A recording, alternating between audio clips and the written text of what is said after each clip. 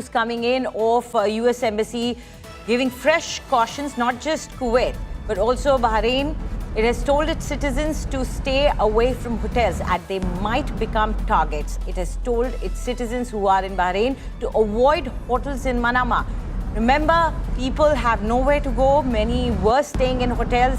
And the US Embassy now has advised the US citizens in Bahrain that hotels also might be a target for attacks and has encouraged the citizens to avoid these hotels. So clearly this is becoming problematic for people who are now stuck in these regions as to how to get out or where to find a safe ground. Once again, going back to Shivani. Shivani, we can see that the advisory that's come out is to stay away from hotels. But if embassies become a no-go, hotels become a no-go, it really doesn't leave much choice for the citizens who are living over there or are there temporarily visiting. What do they do? So it is very, very problematic for the people who are on the ground there right now.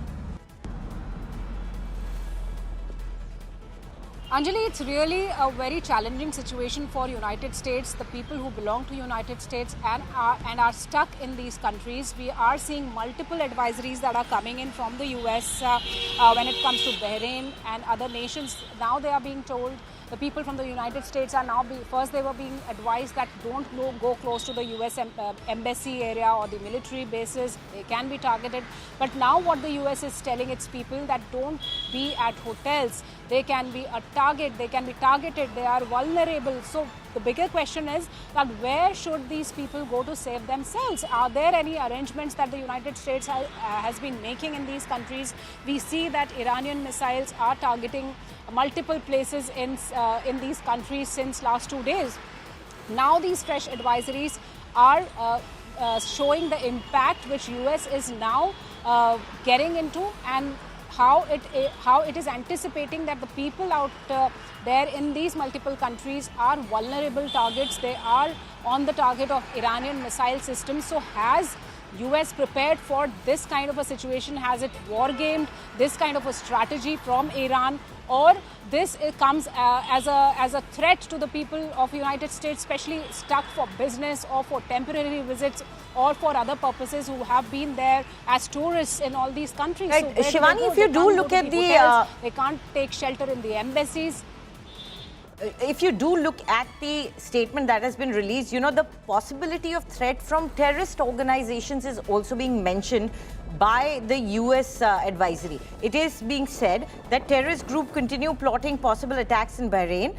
Terrorists may attack with little or no warning. Terrorist groups, those inspired by such organizations, are intent on attacking US citizens abroad. So clearly, there is a worry that it's not just Iran which could be targeting, but there could be some groups, as you were mentioning earlier, in other regions. But in Bahrain as well, there could be groups that could be operating in a clandestine manner that could target now US citizens. So if you can pinpoint a US citizen in these countries, they are open to being targeted, is what US is worried about.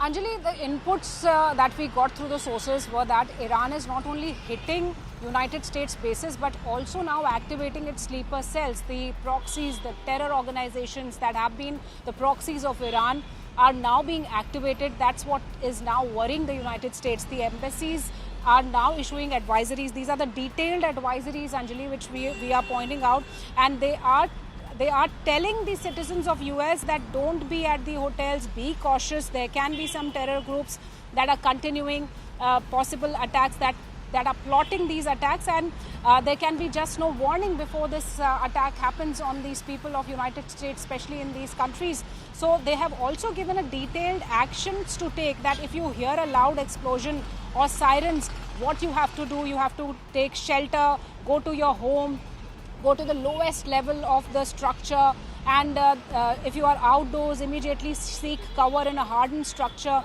Be aware that even if the incoming missile or drone is intercepted, the debris can harm you. So there are worries on the part of United States. That's what the detailed advisories are pointing out now, because clearly Iran has set a target onto the US assets, the US people, across these countries wherever the missiles and these sleeper cells of its terror organizations can reach out to these US citizens or the people from United States. So certainly the worry is clear, the impact is there, the danger is now not only on the US military bases but on its people across these countries, because in this war there doesn't seem to be any protocol or a rule.